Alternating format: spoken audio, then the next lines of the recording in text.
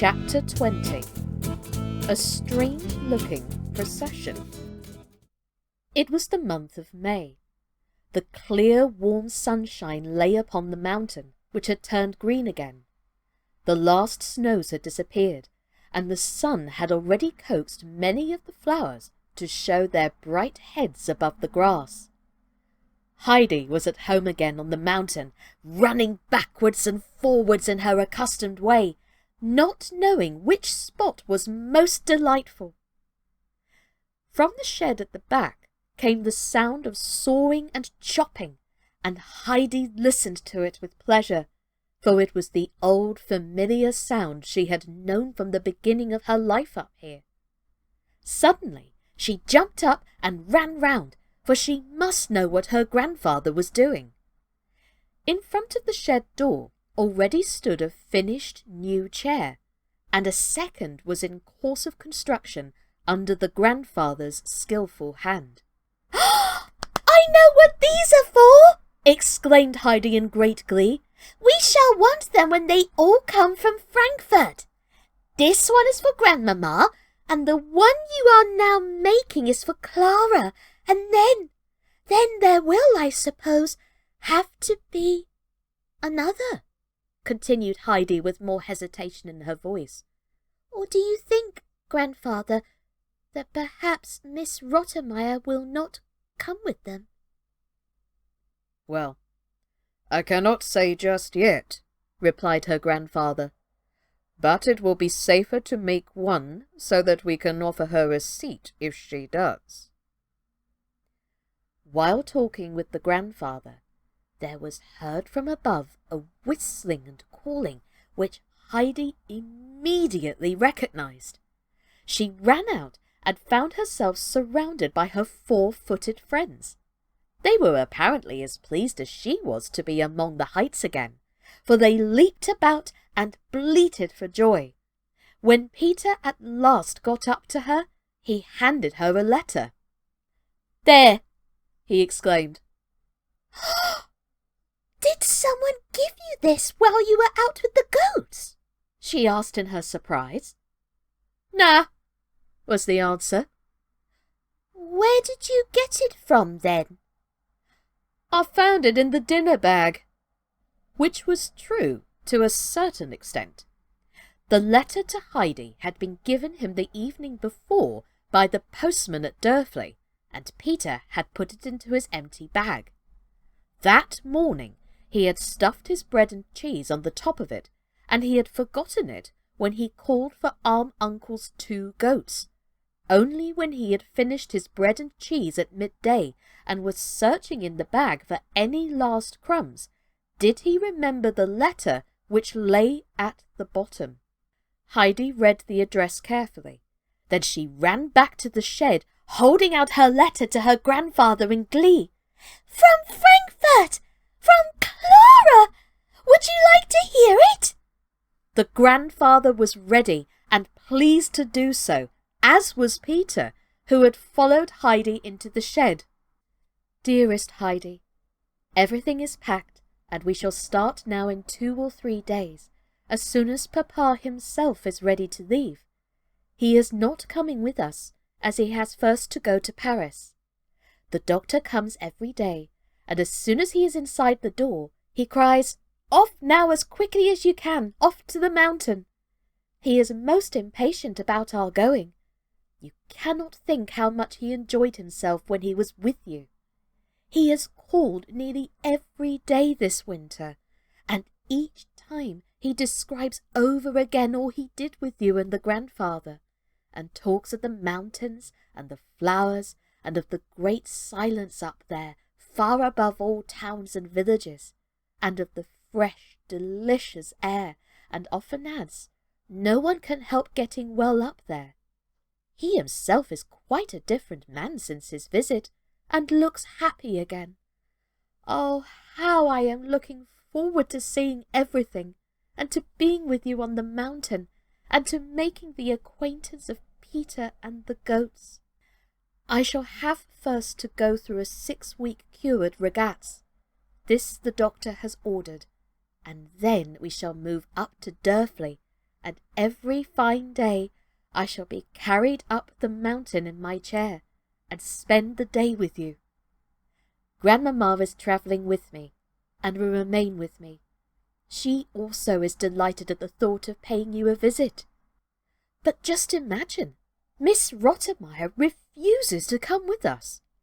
Almost every day, Grandmamma says to her, "Well, how about this Swiss journey, my worthy Rottenmeier? Pray say if you would really like to come with us." But she always thanks Grandmamma very politely and says she has quite made up her mind. I think I know what has done it. Sebastian gave such a frightful description of the mountain, of how the rocks were so overhanging and dangerous that at any minute you might fall into a crevasse, and how it was such steep climbing that you feared at every step to go slipping to the bottom, and that goats alone could make their way up without fear of being killed. She shuddered when she heard him tell of all this, and since then she has not been so enthusiastic about Switzerland as she was before. Fear has also taken possession of Tinette, and she also refuses to come. So Grandmamma and I will be alone. Sebastian will go with us as far as Regatz, and then return here. I can hardly bear waiting till I see you again. Goodbye, dearest Heidi. Grandmamma sends you her best love and all good wishes. Your affectionate friend, Clara. As soon as the letter had been read, Peter rushed out, twirling his stick in the air in such a reckless fashion that the frightened goats fled down the mountain before him with higher and wider leaps than usual. He followed at full speed, his stick still raised in the air in a menacing manner as if he was longing to vent his fury on some invisible foe.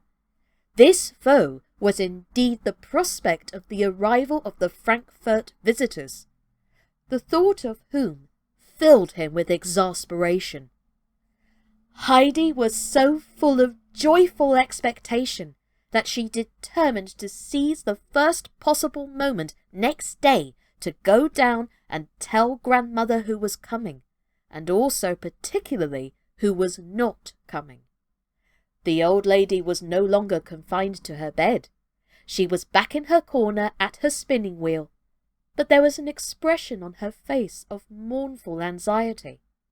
Peter had come in the evening before, brimful of anger, and had told about the large party who were coming up from Frankfurt, and he did not know what other things might happen after that. And the old woman had not slept all night, pursued by the old thought of Heidi being taken from her. Heidi ran in, and taking her little stool, immediately sat down by grandmother, and began eagerly pouring out all her news, growing more and more excited with her pleasure as she went on. But all of a sudden she stopped short and said anxiously, "What is the matter, grandmother? Aren't you a bit pleased with what I am telling you?" Yes, of course, child, since it gives you so much pleasure," she answered, trying to look more cheerful. "But I can see all the same that something troubles you. Is it because you think after all that Miss Rottenmeier may come?" asked Heidi, beginning to feel anxious herself. No, it is nothing, child," said the grandmother, wishing to reassure her. "Just give me your hand, that I may feel sure you are there. No doubt it would be the best thing for you, although I feel I could scarcely survive it."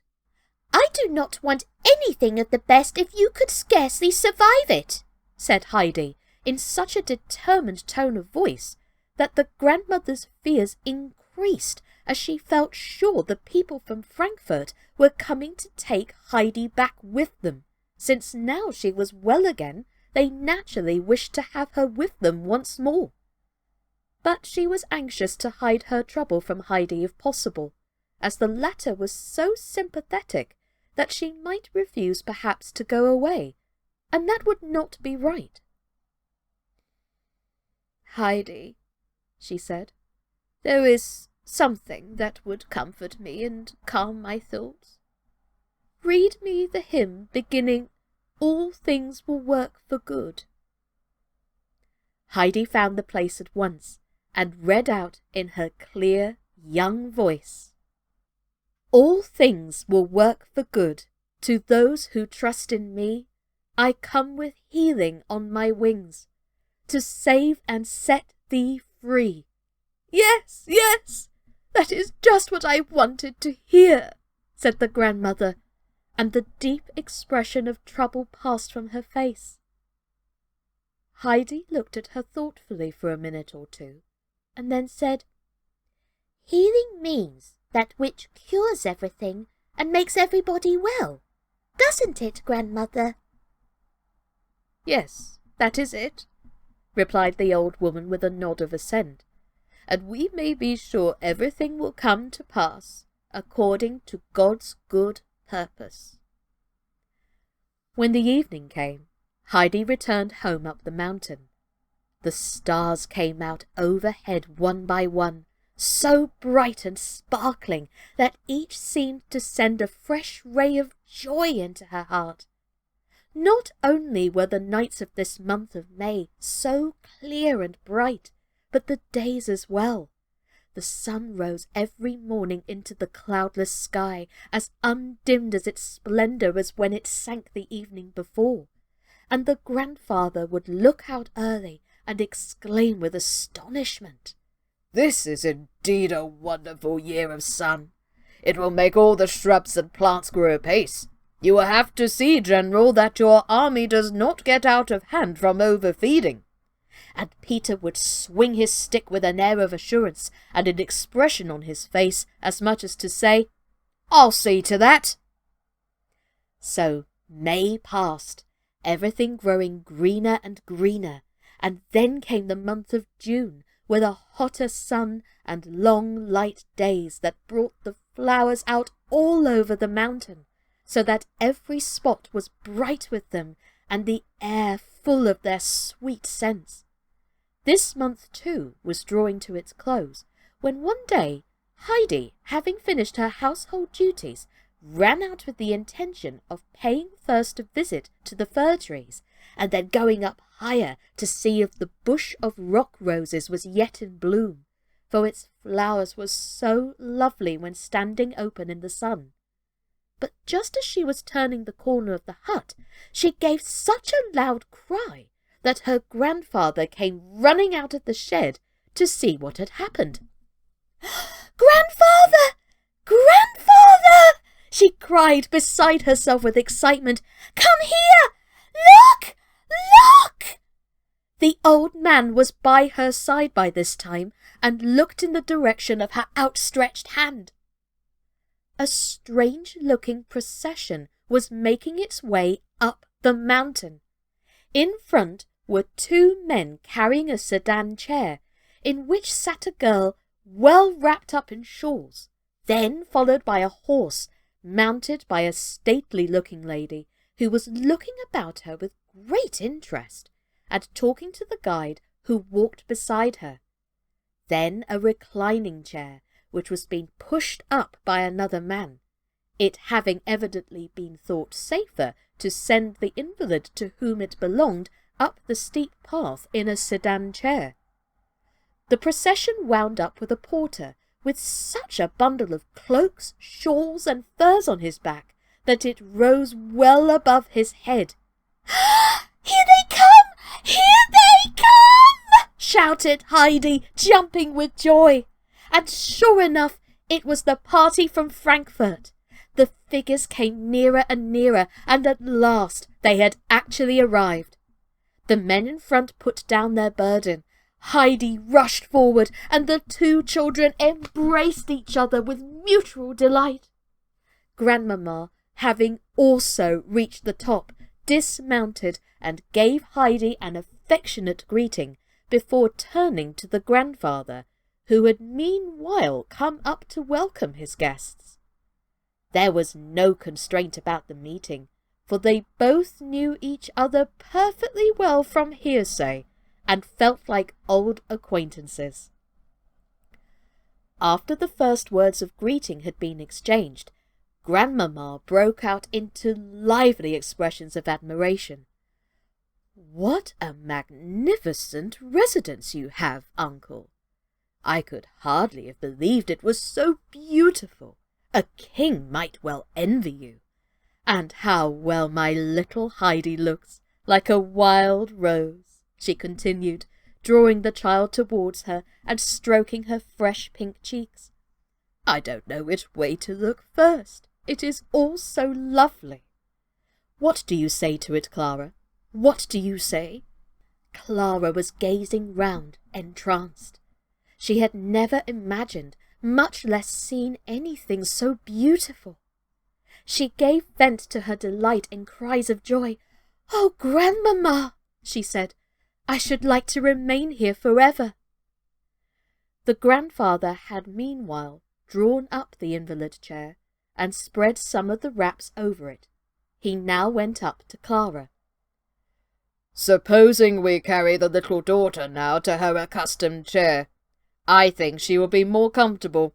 The travelling sedan is rather hard," he said, and without waiting for anyone to help him, he lifted the child in his strong arms and laid her gently down on her own couch.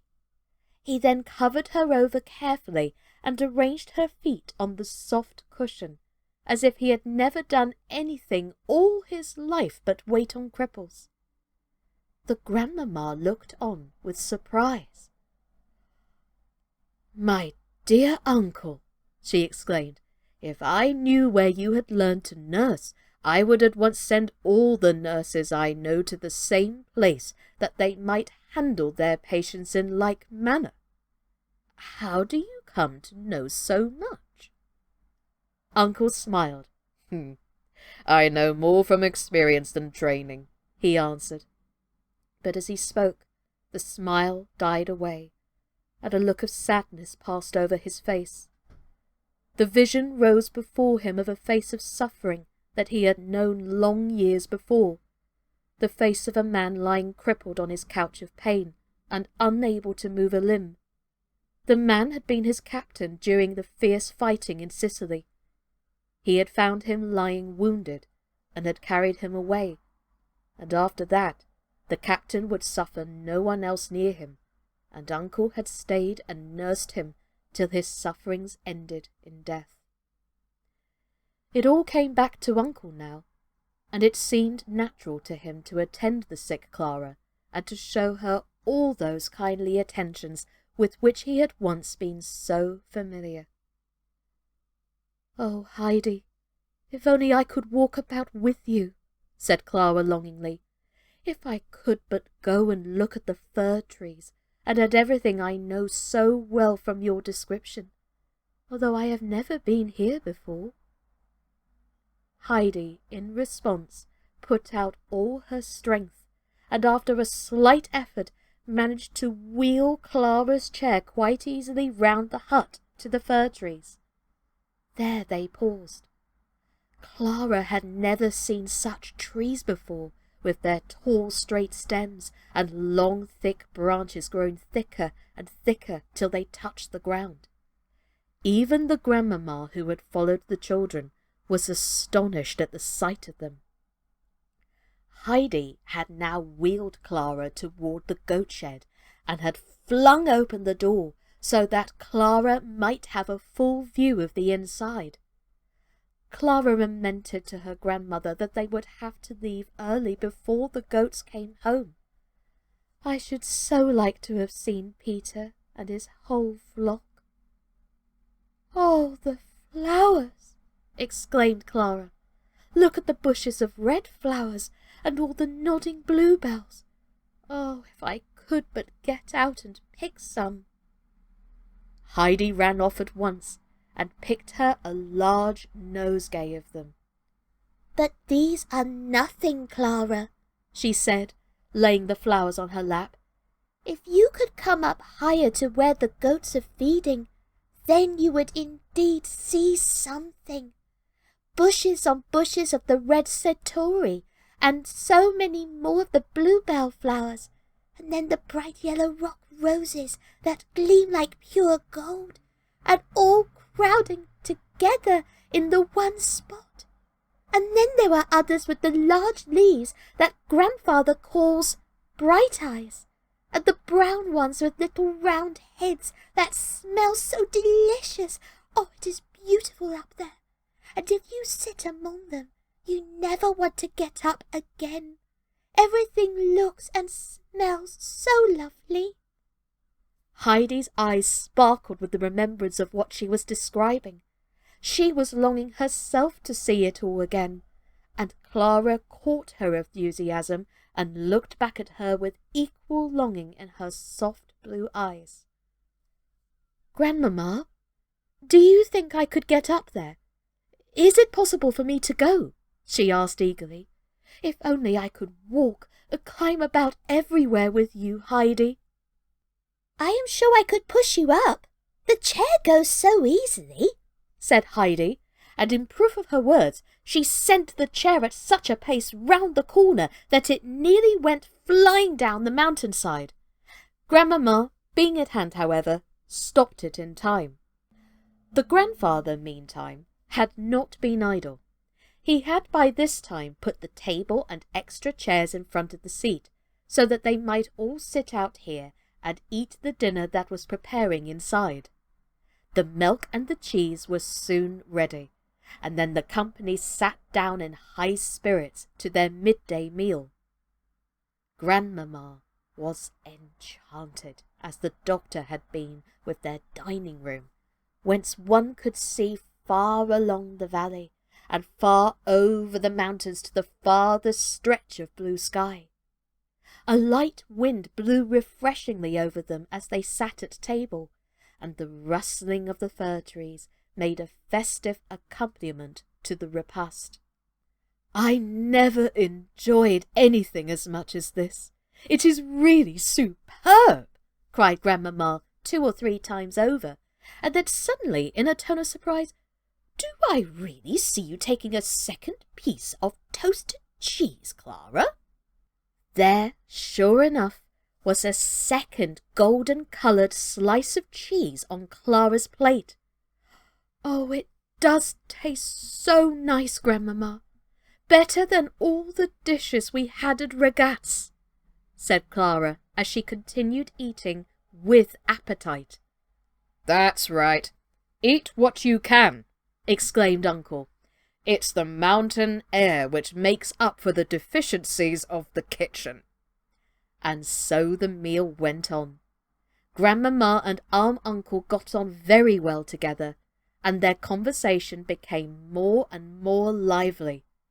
They were so thoroughly agreed in their opinions of men and things and the world in general that they might have been taken for old cronies.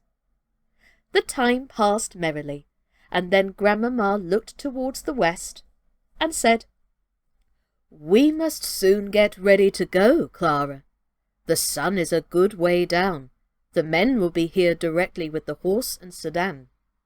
Clara's face fell, and she said beseechingly, "Oh, just another hour, Grandmamma, or 2 hours. We haven't seen inside the hut yet, or Heidi's bed, or any of the other things. If only the day was 10 hours longer." "Well, that's not possible," said Grandmamma. But she herself was anxious to see inside the hut, so they all rose from the table, and Uncle wheeled Clara's chair to the door. But there they came to a standstill, for the chair was much too broad to pass through the door. Uncle, however, soon settled the difficulty by lifting Clara in his strong arms and carrying her inside. Grandmamma went all round and examined the household arrangements, and was very much amused and pleased at their orderliness and the cosy appearance of everything. "And this is your bedroom up here, Heidi, is it not?" she asked, as without fear she mounted the ladder to the hayloft. "Oh, it does smell sweet! What a healthy place to live in!" She went up to the round window and looked out, and Grandfather followed up with Clara in his arms, Heidi springing up after them. Then they all stood and examined Heidi's wonderful hay bed, and Grandmother looked thoughtfully at it, and drew in from time to time fragrant draughts of the hay-perfumed air, while Clara was charmed beyond words with the sleeping apartment. "It is delightful for you up here, Heidi. You can look from your bed straight to the sky, and then such a delicious smell all round you. And outside the fir trees waving and rustling, I have never seen such a pleasant, cheerful bedroom before." Uncle looked across at the grandmamma. "I have been thinking," he said to her, "that if you were willing to agree to it, your little granddaughter might remain up here, and I am sure she would grow stronger. You have brought up all kinds of shawls and covers with you, and we could make up a soft bed out of them. And as to looking after the child, you need have no fear, for I will see to that myself."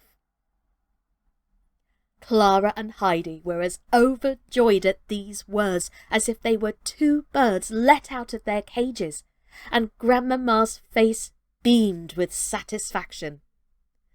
"You are indeed kind, my dear uncle," she exclaimed. "I was just thinking myself that a stay up here might be the very thing she wanted. But then the trouble, the inconvenience to yourself.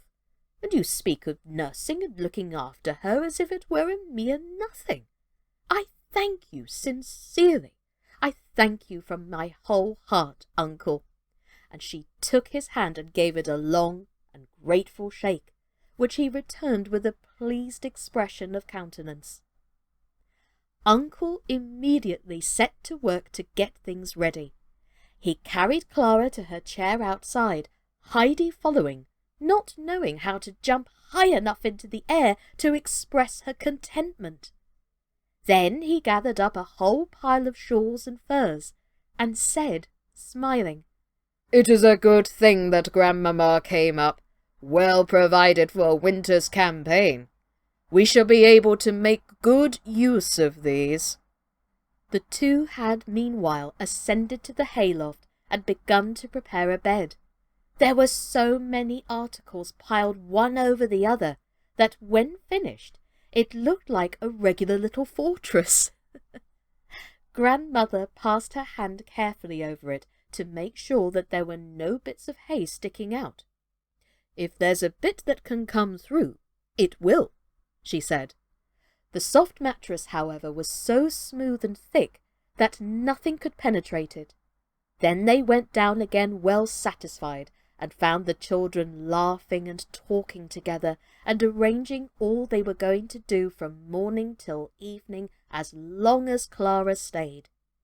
The next question was how long she was to remain, and first Grandmamma was asked, but she referred them to the grandfather, who gave it as his opinion that she ought to make trial of the mountain air for at least a month. The children clapped their hands for joy, for they had not expected to be together for so long a time. The bearers and the horse and guide were now seen approaching. The former was sent back at once, and Grandmamma prepared to mount for her return journey. "It's not saying good-bye, Grandmamma," Clara called out, "for you will come up now and then and see how we are getting on, and we shall so look forward to your visits." Grandmamma mounted her sturdy animal, and Uncle took the bridle to lead her down the steep mountain path. She begged him not to come far with her, but he insisted on seeing her safely as far as Dovely, for the way was precipitous and not without danger for the rider, he said. Grandmamma did not care to stay alone in Dovely, and therefore decided to return to Ragaz, and thence to make excursions up the mountain from time to time. Peter came down with his goats before Uncle had returned. As soon as the animals caught sight of Heidi, they all came flocking towards her, and she, as well as Clara on her couch, were soon surrounded by the goats, pushing and poking their heads one over the other, while Heidi introduced each in turn by its name to her friend Clara. It was not long before the latter had made the long-wished-for acquaintance of Little Snowflake, the lively greenfinch, and the well-behaved goats belonging to Grandfather, as well as of the many others, including the Grand Turk. Peter, meanwhile, stood apart looking on, and casting somewhat unfriendly glances towards Clara. When the two children called out, "Good evening, Peter!" he made no answer, but swung his stick angrily as if wanting to cut the air in two, and then ran off with his goats after him. The climax to all the beautiful things that Clara had already seen on the mountain came at the close of the day. As she lay on the large soft bed in the hayloft, with Heidi near her, she looked out through the round, open window right into the middle of the shining clusters of stars, and she exclaimed in delight, "Heidi, it's just as if we were in a high carriage and we were going to drive straight into heaven." "Yes, and do you know why the stars are so happy and look down and nod to us like that?" asked Heidi. "No. Why is it?" Clara asked in return. "Because they live up in heaven and know how well God arranges everything for us, so that we need have no more fear or trouble, and may be quite sure that all things will come right in the end. But then we must never forget to pray and to ask God to remember us when He is arranging things, so that we too may feel safe and have no anxiety about what is going to happen." The two children now sat up and said their prayers, and then Heidi put her head down on her little round arm and fell off to sleep at once. But Clara lay awake for some time, for she could not get over the wonder of this new experience of being in bed up here among the stars. She had indeed seldom seen a star, for she never went outside the house at night, and the curtains at home were always drawn before the stars came out. Each time she closed her eyes, she felt she must open them again to see if the two very large stars were still looking in and nodding to her as Heidi said they did. There they were, always in the same place. At last her eyes closed of their own accord, and it was only in her dreams that she still saw the two large friendly stars shining down upon her. And there you have it, ladies and gentlemen, boys and girls. Now that is a lovely way for Clara to spend her first day on the mountain. I wonder what Heidi and Clara will get up to next. Tune in next time for Chapter 21 of Heidi by Johanna Spyri. My name's Sascha Cooper, and this has been Quarantine Kids Story Time. Take care, everybody, and as always, stay safe out there. Bye-bye.